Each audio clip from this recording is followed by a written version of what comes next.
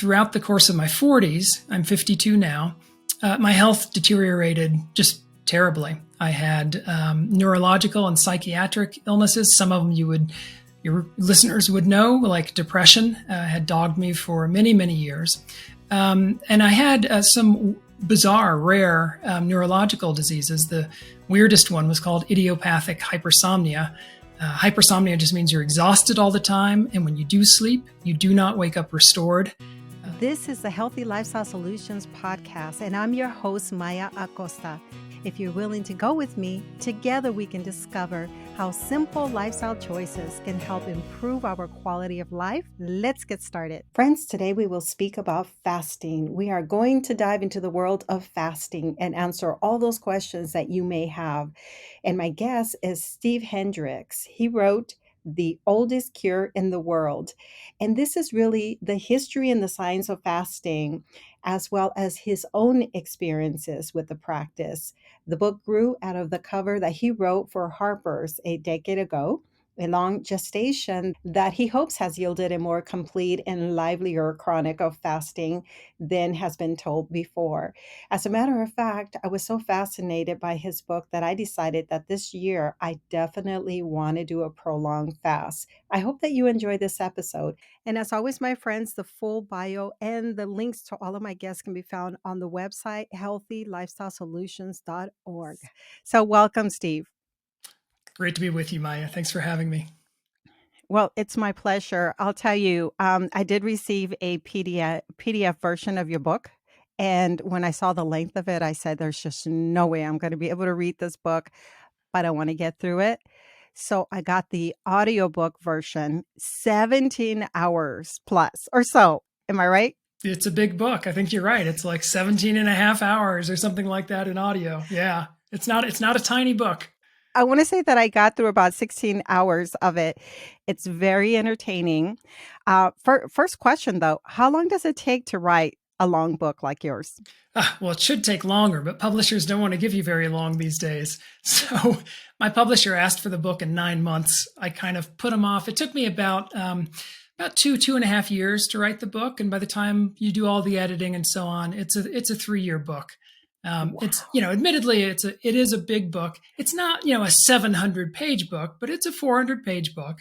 And it is that for a couple of reasons. One of which is that there's been a lot written about fasting, obviously, but a lot of it is kind of shallow. Some of it's just plain wrong. And I wanted a deeper, more complete story of the history of fasting, the science of fasting, and then my own experiences with the practice. And by the time you weave all that together, you end up with kind of a big book. But I also hope, because a lot of what had been written about fasting before was a little bit dull, kind of lifeless, for it to be, okay, it's a big book, but for it to be page turning and for it to be lively. So I hope I succeeded at some of that. I think it's very entertaining. Like I say, you start really with the history of fasting, where we've seen it throughout life, and even in various religions. And it's almost like not quite necessarily a mockery of things, but it's interesting how religions adopt certain practices and never question where it all came from. And I like how you also talk about not only how it is sort of acknowledged in religion as being sort of incorporated into a spiritual practice, but that in medicine, we shy away from it just in general. As I was listening, I was looking out for names to hear, just to see if I'm familiar with some of these physicians, which in general I wasn't, because I haven't done a lot of history, a lot of studying of fasting, but the name, and we can, talk about this a little bit later as well, but Dr. Sherbert Shelton, I knew about because I had Mark Huberman on, who's now the president of the National Health Association. And you talk about the hygienist group. And there's just so much to cover. So let's start from the very beginning before we hear about your story. And then we'll talk about how doctors have been impacted throughout history. Can you explain to my listeners before anything else, what is fasting? The water fast, how does that compare to intermittent fasting? How does that compare to just juicing to cleanse? And there's just many, we can use the word fasting and it can mean so many things, like you said earlier. Yeah, absolutely right. It's a big question and good questions all. So I conceive of fasting, the way I break it down to try to make it simpler for people is there are basically two kinds of fasting. There's daily fasting, which a lot of people know as intermittent fasting, though intermittent fasting can take many forms. But the most common form is you just restrict your eating window to a certain number of hours every day, and you're fasting the rest of the day. The interesting thing about this form of fasting is we all do it anyway. Every single one of us fasts every day. We take our last food at night or whenever we stop eating, we go to sleep, we get up and we eat, break fast or whatever in the morning, our first cup of coffee with cream, whatever it is. We're fasting during that period. So this form of daily fasting is just saying, hey, if this fast is potentially healthy for us, this overnight fast, would it be healthier if we lengthen that fast? And that's very fascinating because the science has just blossomed to answer that question over the last 5 or 10 years. So that's daily fasting. Then there's prolonged fasting, which technically is just fasting for more than one day at a time. Could be 2 days, could be 4 days, could be 2 weeks or 4 weeks. It depends. But it's just fasting for a longer period. And the reason that people, do longer fasts, this reason they do the daily fast as well, is that what scientists have found, and I'm sure we'll get into this, is that the repairs that our body undertakes all the time occur only at a very low level because it's busy most of the time with all the many things that make up our lives. Most of all, digesting the food that we eat each day, processing the nutrients from that food, and putting the nutrients to work in cells all over our body. When we give ourselves a break from that very heavy work, our bodies use that opportunity of the rest to undertake repairs that it can't otherwise undertake. And that's why people do the daily fasting, to lengthen that repair period, which happens mostly overnight. But then if you do a prolonged fast of a week, 2 weeks, 3 weeks, ideally under medical supervision, if you're going that long, the repairs just go into some supercharged overdrive mode, and in many cases can reverse a wide range of diseases. So those are the two main forms of fasting. Now, people often ask exactly as you did: water fasting, juice fasting, broth fasting, et cetera. What exactly is a fast? And the answer is, fasting has been defined through history to mean all kinds of things, including all the things I just mentioned. For scientific purposes and for purposes of getting that repair mechanism going, all right, fasting means keeping your body in a metabolic state, all right, where it can turn off some of that, digesting, processing nutrients mode and turn on this repair mode. And there are several signs of that, one of which that your listeners are probably familiar with is called ketosis.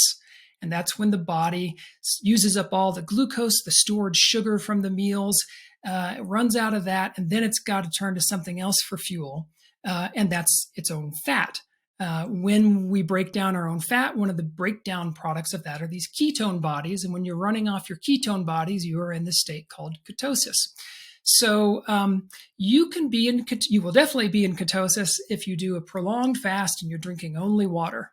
All right.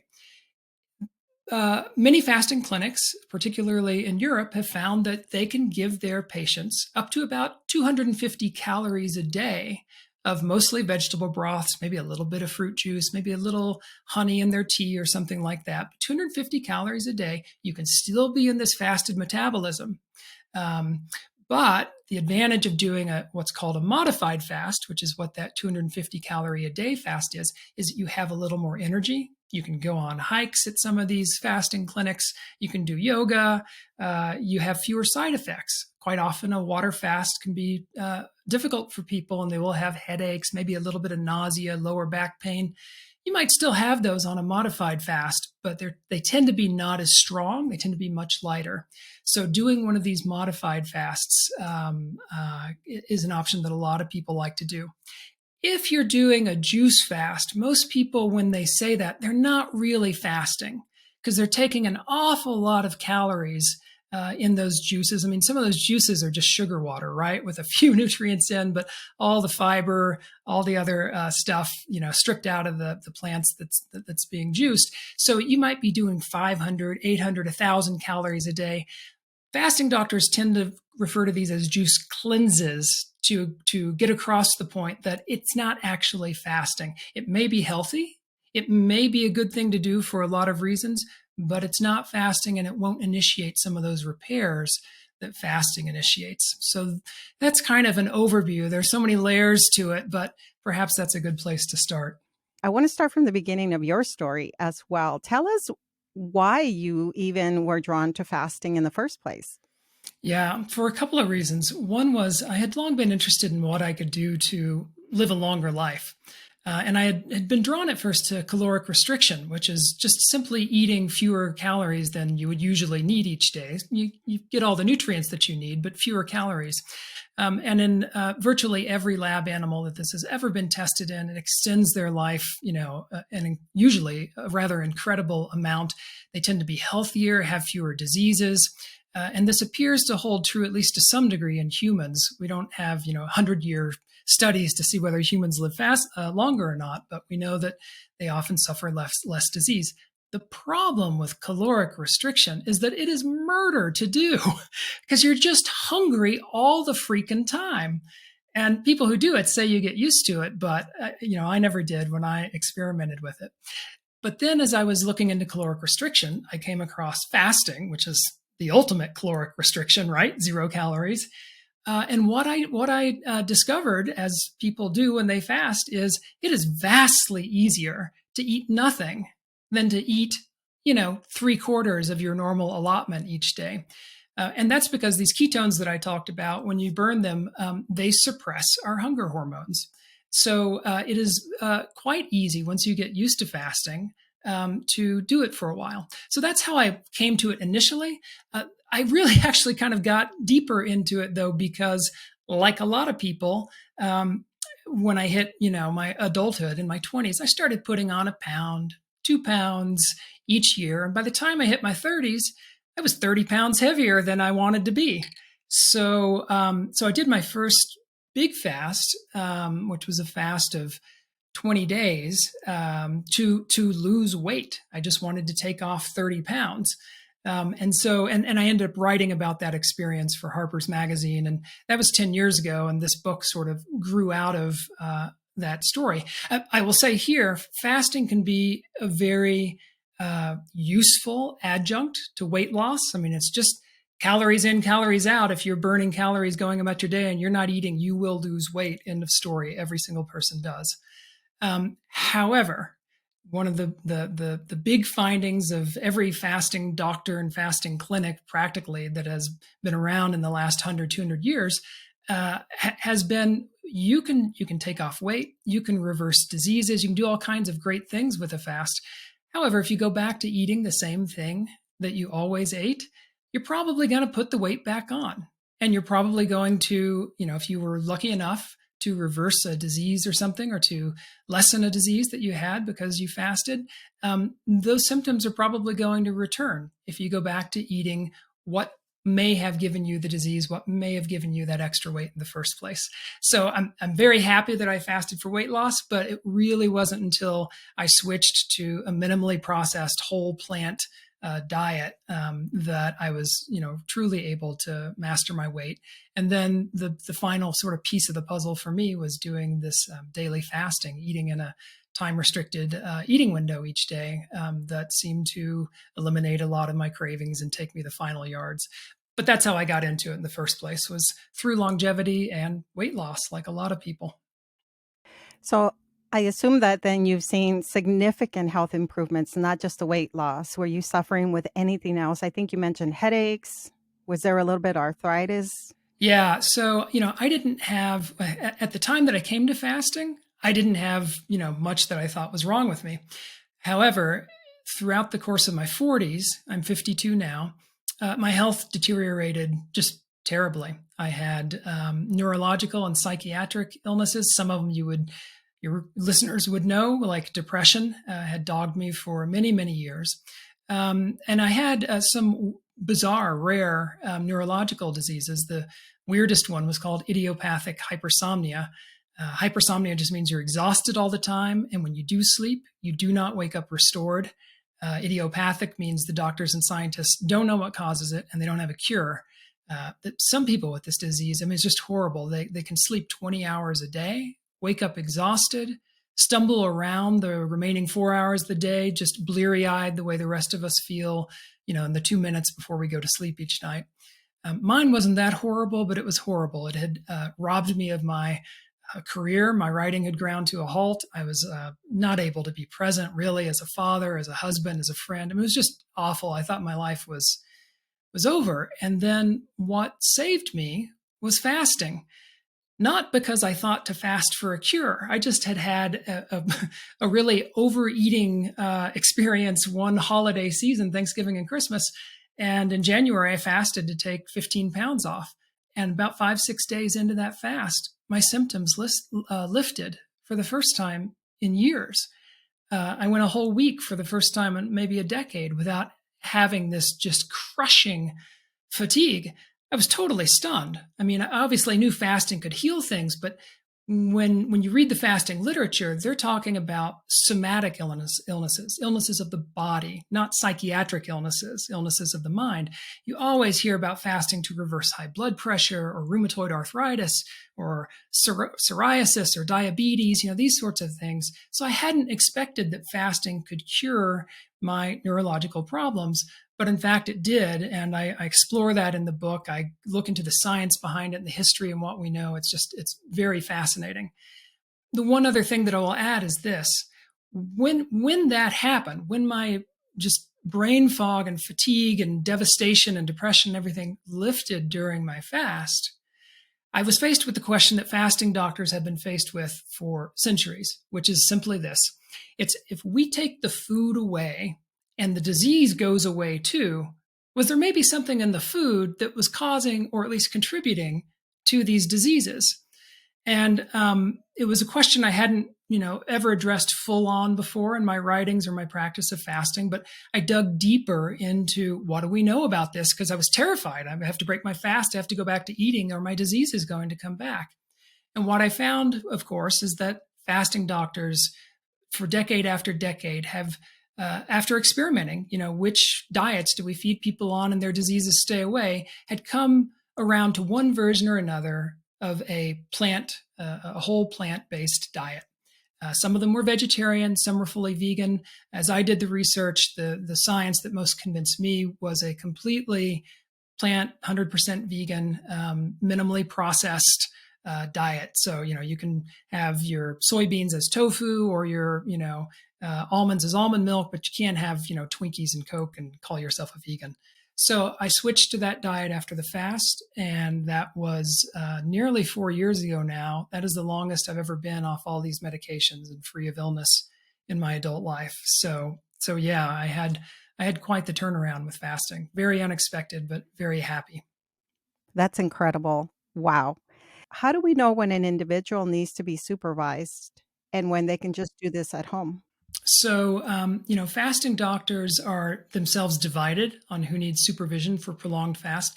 The daily fasting, narrowing your eating window each day down to as little as 6 hours and fasting the other 18, everyone agrees that that is safe for all adults who are healthy or even unhealthy. Although if you're on a medication, you want to talk with your doctor first to see if you might want to adjust the medication. So if you're taking a high superdose of insulin, for instance, you might not want to take that late into your fasting period. It could make you hypoglycemic. But study after study has found daily fasting to be safe. The real debate comes in the question over prolonged fasting. Some fasting doctors with a lot of experience will tell you, if you're healthy, you can fast on your own for up to 7 days.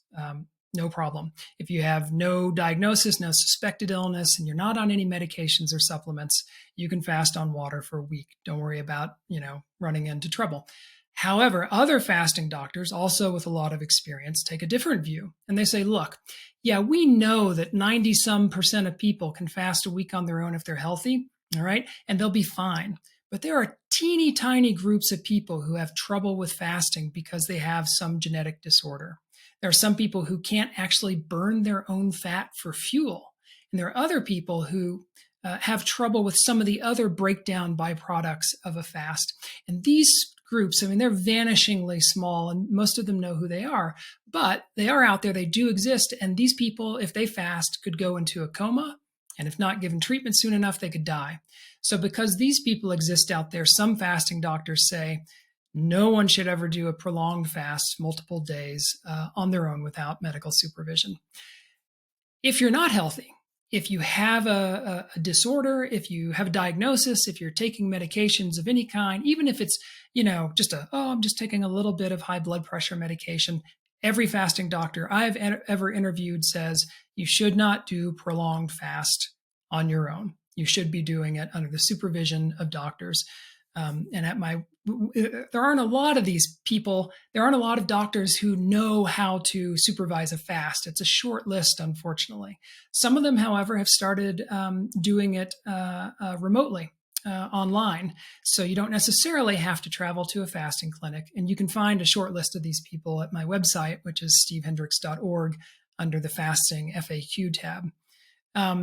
As for what diseases you'd asked, fasting can cure, when Germany's most famous fasting doctor of the last century, Otto Buchinger, was asked this question, he used to answer, better to ask me which diseases fasting can't cure, because it's a shorter list. It is an incredibly long list. Now, I'll interject one note of caution here. I say cure. Not everyone gets a cure when they fast, but the number of diseases for which fasting can, at a minimum, relieve the symptoms and make the disease a lesser disease. And if you're lucky and you get to it soon enough and you have, fast under supervision long enough, you might actually get the cure. But I don't want to hold out that fasting is a cure-all for every disease. But it is this long list. It can do stubborn skin diseases like psoriasis and eczema. It tends to be good with asthma. It tends to be good with allergies. For some reason, doctors aren't sure why, but it is extremely good at reversing a lot of autoimmune diseases like rheumatoid arthritis or ankylosing spondylitis or ulcerative colitis.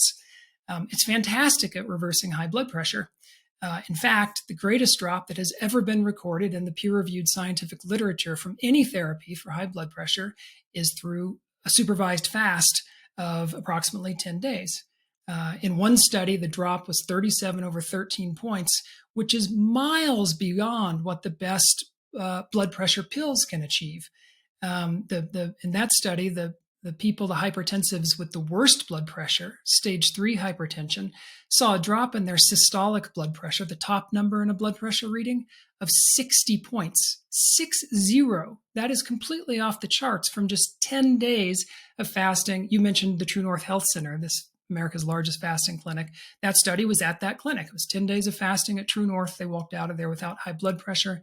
They maintained the gains by switching to a whole food plant-based diet. So it can reverse a lot of things. And before I close this, let me just add one thing about multiple sclerosis. We have very credible reports from fasting doctors, both living now and going back about a century and a half, saying that when people came to them with multiple sclerosis, they could fast them and the symptoms would get better. All right. That's fantastic. And I think those reports are real. We haven't had a study yet, unfortunately, in humans to kind of suss it out. So it's possible that some forms of multiple sclerosis, like your friend, it's possible that fasting could make it worse. That's theoretically, possible. In many cases, though, we know it seems to make it better.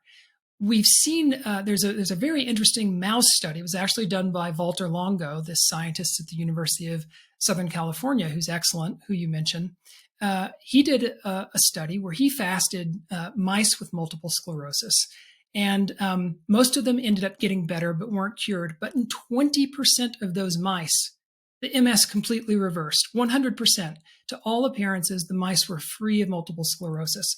So that's extremely promising. But the fact that, 20% of the mice were cured, but 80% weren't, suggests there's a lot of variability in this disease that we don't understand, and we certainly don't understand. Is fasting going to make it better for you, the human being with MS, or worse for you, or have no effect?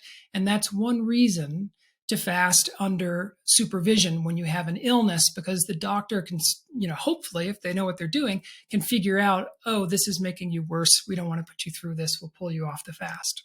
And my girlfriend, as a matter of fact, the last time we spoke, she said, I think I'm going to be taking off the fast because she was trying to do a 14-day, but at the seventh day, she was already dealing with symptoms of hypoglycemia. So that's one reason why I've heard people are taking off the fast. And also the other one is the low potassium levels.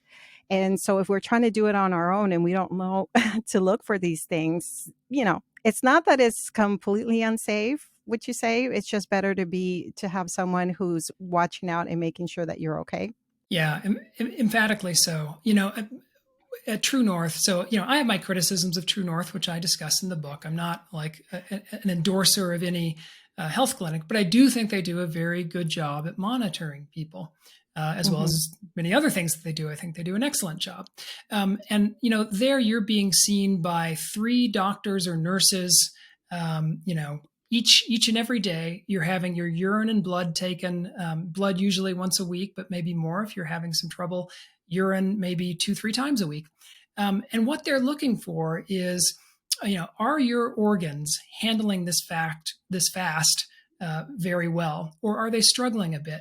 And the potassium you mentioned, see, when you fast, you're breaking down a lot of things, and your kidneys have to do a ton of work. So if your potassium takes a dive, right, that may be suggesting that your kidneys are not able to keep up with all the work that has to be done. So maybe you wanted to fast 14 days, but after 7 days, your kidneys are under a lot of stress. Well, they can see that, all right, and they can decide, why don't we pull you off the fast? Maybe for a few days, we'll put you on, they have green smoothies that are low calorie that they feed people. We'll try that, see if your kidneys recover, and maybe we can go back to a fast. If you're fasting at home, you don't know any of that. And maybe your kidneys are just under a little strain when that potassium is going down. Maybe you're actually under a lot of strain. And if you persist, those kidneys are going to be hurt. And we have seen cases in the past where doctors, these weren't fasting doctors, they were just ordinary doctors who were struggling with obese patients. And they were trying to figure out how to get the weight off these people. This was back in the 1960s and 70s. And what they did was they would fast these people for long periods of time. Often these people had comorbidities like congestive heart failure and some other conditions that most fasting doctors would be reluctant to fast someone with today. But what happened was they saw, for instance, the potassium going down or the sodium going down or whatever. They would give the potassium or the sodium, the levels would go back up, and they would think, oh, these people are fine, they're cured. We can keep fasting them. In fact, they had just papered over the problem. They had more potassium in their blood, but their kidneys, which had generated that low potassium initially, were still struggling even with that extra potassium. They were treating the symptom, not the cause. So even if what happened was some of these obese patients got killed. They were able to complete their fast. It didn't seem to be a problem at the time, but when they refed, their bodies were not able to handle processing the food, and either their hearts or their kidneys or something else gave out because they had been strained too much during the fast. So I don't want to be alarmist. Fasting is usually safe for 99 point some percent of people. It's like fantastic, but it is important to have someone, if you're doing a longer fast, looking over those readings, because you may be doing damage to yourself that you don't even know. So, and the thing I will add to that is, I mentioned before I did this 20-day fast, to lose weight 10 or 12 years ago. I would never do a fast like that now if I weren't under supervision. I didn't know at the time, so I did it, and I hope I didn't hurt myself. But now I would never do a fast that long unless I were at a fasting clinic or working with a doctor remotely. Yes, absolutely. And after reading your book, I feel the same way. I really understand. I get it. Okay, so a couple of questions about your experience now. So let me bring it back to the fact that you did a fast, and I don't remember which one it was, but you did a fast and you were advised right afterwards not to go and eat all these other, meats and other foods. And you thought, that they were prescribing the right way to eat after a fast, only to hear that, give it some time and then slowly begin to incorporate meat and other animal-based foods. That was, I'm sure, pretty disappointing. What exactly is happening to our body when we're fasting? Yeah, so the basic process, if you're talking about a prolonged fast of multiple days, Your body prefers to run on glucose. That's the sugar from our meals.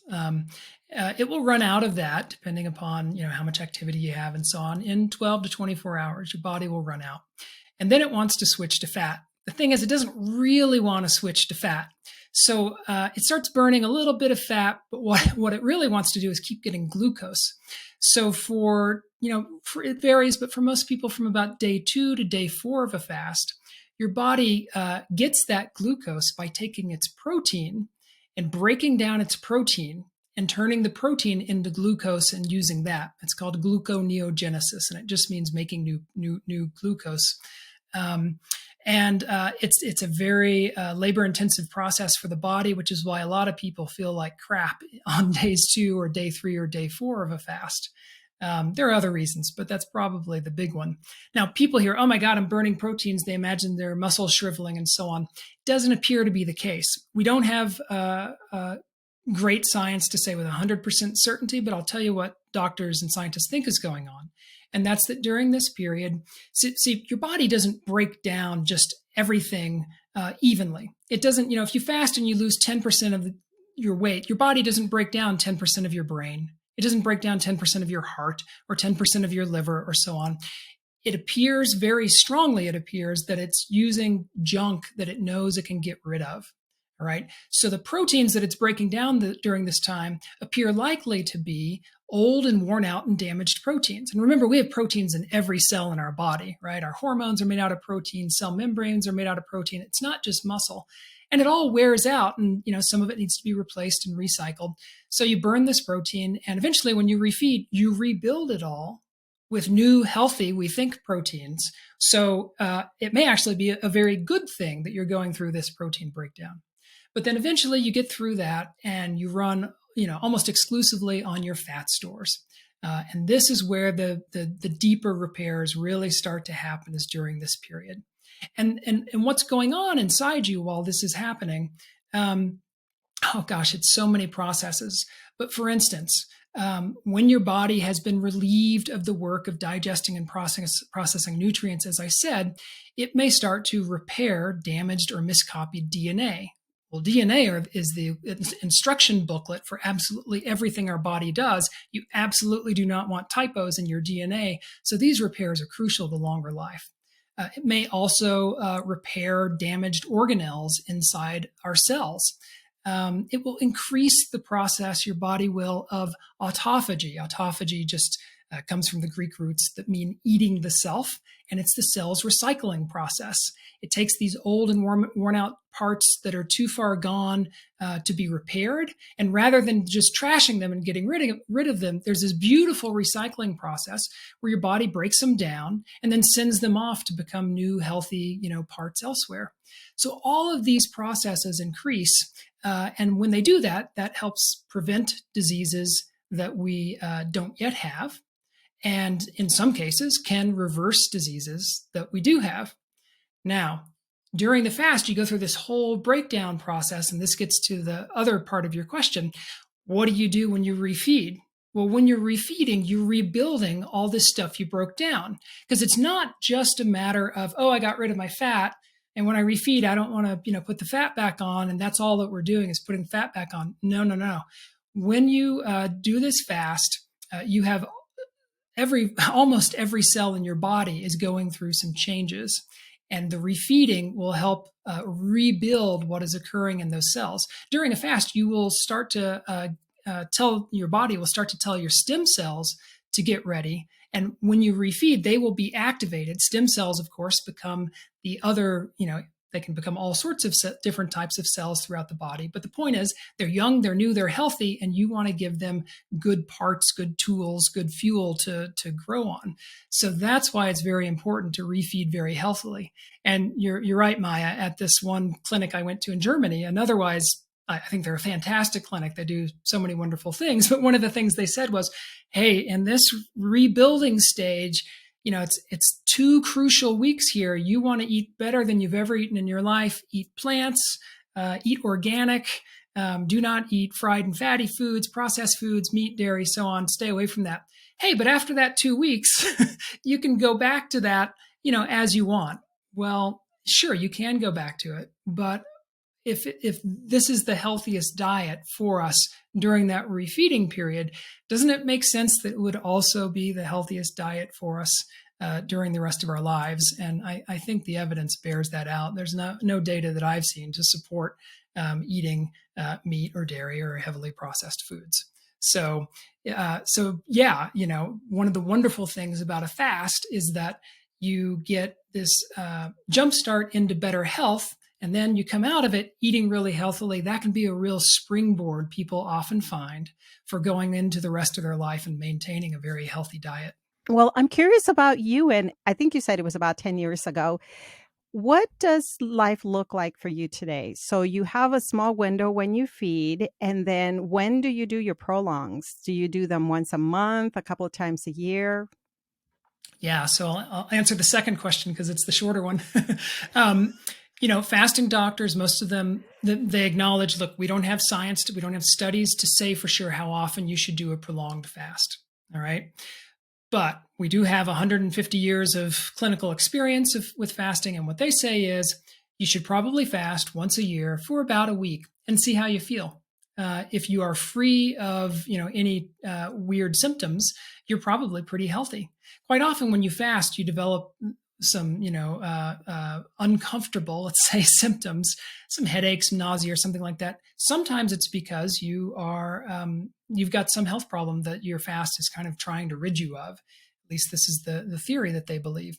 And if that's the case and you're fasting under supervision, the doctor may say, well, you might do a little better if you add another 3, 4, 5, 7 days to your fast. So you can make that decision. But the bottom rule is fast a week, see how you feel. If it seems good, you're done for the year. That's what fasting clinics mostly say. Me, because I had that very bad health through my 40s, and this was only 3-4 years ago that I got over it. I fast twice a year, just sort of for a little more maintenance of about a week each time. So that's my yearly plan. And then the daily plan is this. I try most days to take all of my food between about 8:30 in the morning and 2:30 in the afternoon. And the reason for that is that not only have scientists found that longer eating windows are healthier, they have also found that earlier eating windows are healthier, which is news to a lot of people. It was certainly news to me before I started researching this book. I had a few years earlier started eating in a narrower window. My window was always like noon to 7, noon to 8 at night. All right. Most people do, intermittent fasting that way. It turns out our circadian rhythms have hardwired our bodies, all right, to process nutrients vastly better in the morning and early afternoon than in the late afternoon and in the evening. And we just get worse and worse at it as the day goes on. And there's not a whole lot that we can do to change that. So I'll give you an example of this. Insulin is probably the best studied mechanism in this. Insulin is extremely important because it's the hormone that moves the glucose, the blood sugar from our meals, out of our arteries where it doesn't want to linger, where we don't want it to linger anyway, and into the cells where it's used for fuel. If it lingers in the arteries, it sits in there and it dings up the arterial walls. They can harden and stiffen, and eventually we get atherosclerosis. We're at higher risk of heart attacks, strokes, diabetes, dementia, a whole bunch of just terrible conditions. All right. So we want, to be eating when our insulin is working at its best. It's working great. Our body puts out a ton of it in the morning and early afternoon. By mid-afternoon, it starts to shut down. All right. So you can take pre-diabetics, feed them the exact same meal at 7 a.m., 7 p.m. After the 7 a.m. meal, they're fine. After 7 p.m., their insulin's working so bad that they will test as fully diabetics. You can do the same thing with healthy people, and after a late meal, they will test as pre-diabetic. So I'll give you one. The study that just really brought this home to me was this tragic study of 15,000 attempted suicides in Sri Lanka, which has just been completely devastated by the global market. Most of the people there are, a great many of them are farmers, and they've just been ruined. And they try to commit suicide by drinking pesticides. What the study found was that the people who attempted suicide in the morning were twice as likely to die than people who took the pesticide in the evening. The reason was was that the people who took it in the morning, their body had just so efficiently processed and pushed through their entire system these pesticides that by the time they were found and rushed to a hospital, it was too late to save them. In the evening, the body was so bad at processing this nutrient, for lack of a better word, this poison, that by the time those people were found and taken to a hospital, they could often be saved. So this is true of everything in our body I probably am overstating the case to say everything, but this is true of a massive number of kinds of nutrients that we process. So to make a long story short, what scientists have found is that eating in an earlier window, getting all your food within, say, 6 to 8 hours after you wake up, maybe starting an hour or two after you wake up. So for me, that's about 8:30 to 2:30 each day, is healthier than eating later. Now, that sounds miserable to some people. It did to me. I thought that was horrible, but I tried it and I found that actually it feels great. I had more energy. I loved it so much that it has been no trouble for me to stick with, but I'm very lucky.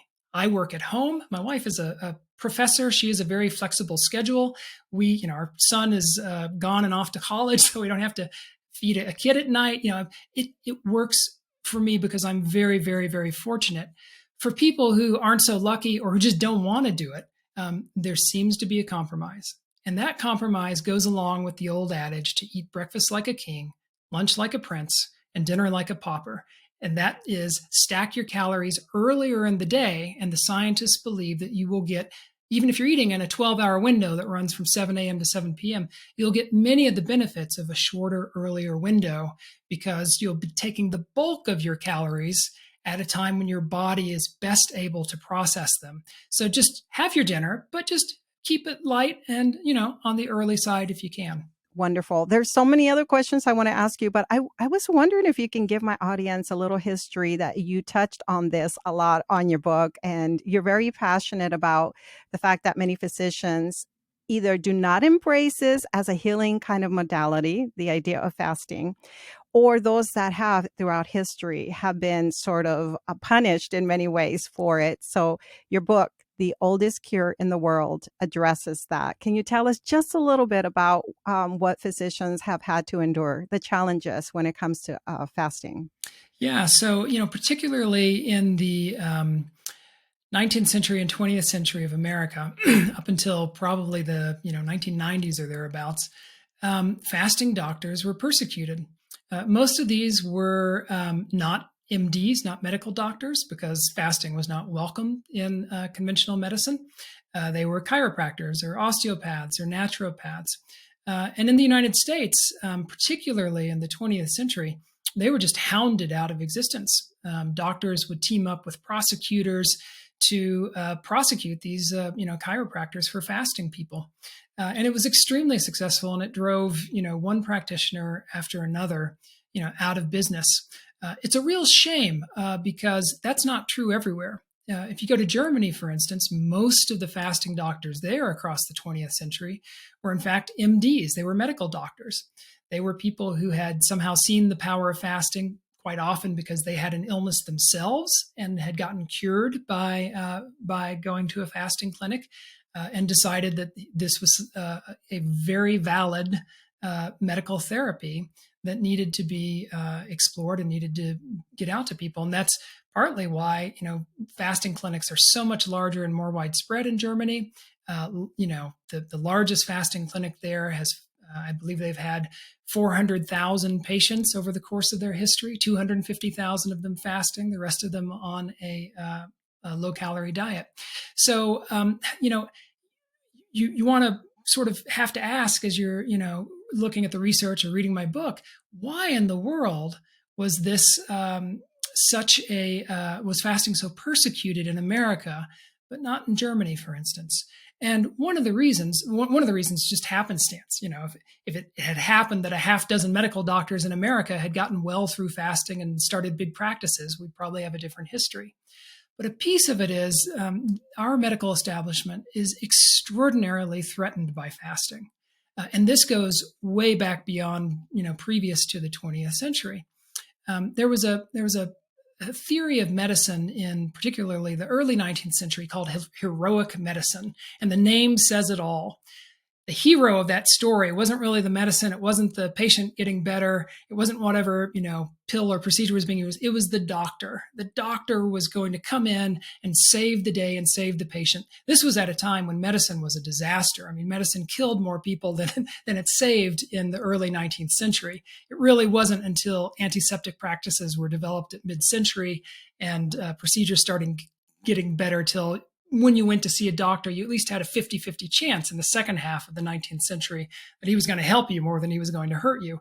But so this was a time when doctors were imbued with this idea that they were the saviors.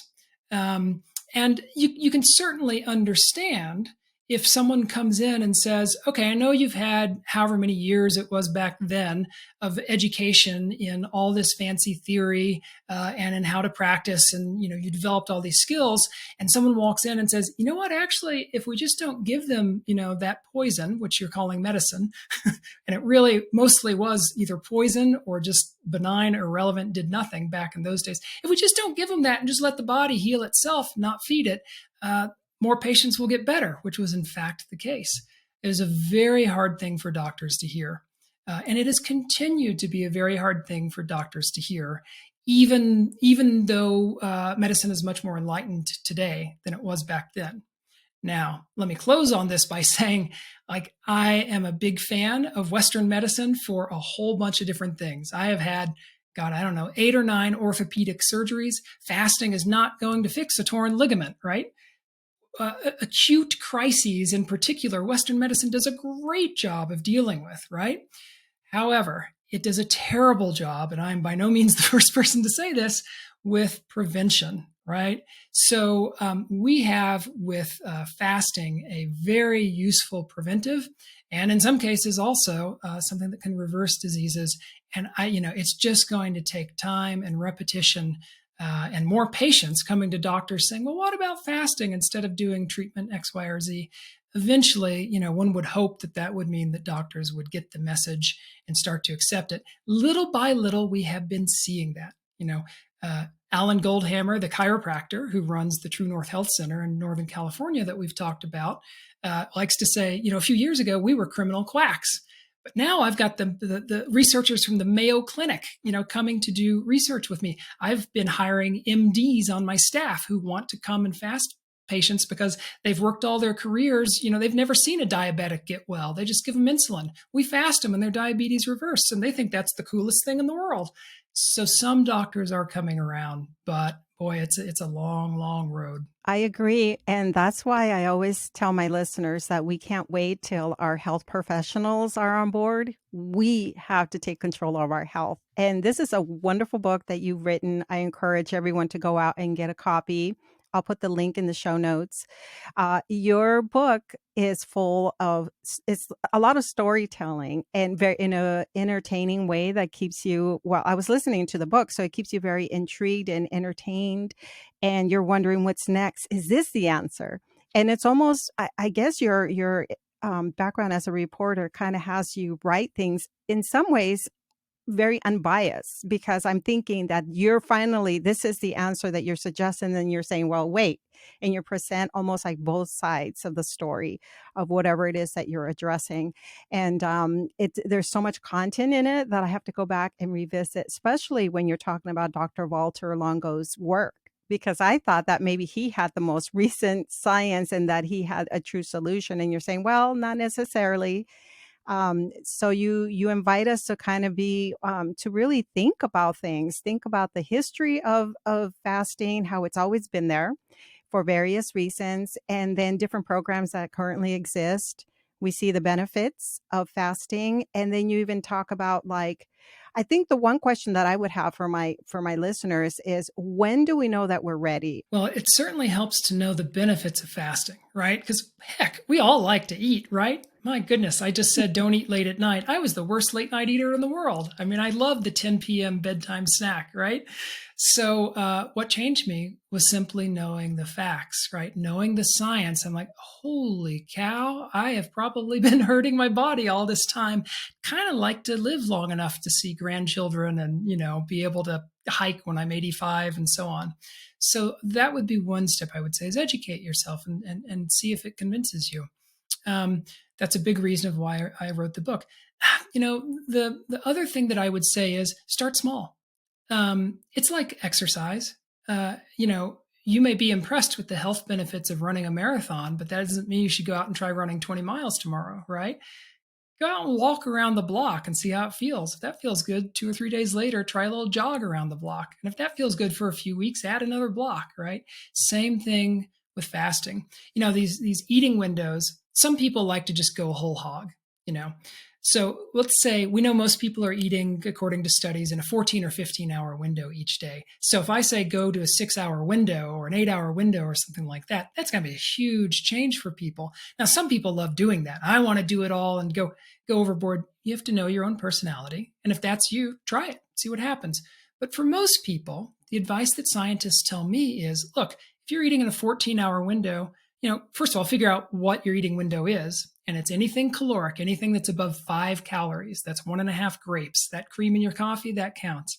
So if you're doing that, figure out your window and then just try, for a few days or a week, knock half an hour or an hour off that window each day. That feels good. A week later, knock another hour off. Just keep shrinking that window until you reach a point where it's like, all right, that's about as much as I'm comfortable with, and call it good. We start to get health benefits in a daily eating window of anything under 12 hours. And the benefits keep growing with every reduction of that 12 hours down to at least 6 hours. Might get more benefits in a shorter window than that, but we don't have science to say one way or another. We just don't know.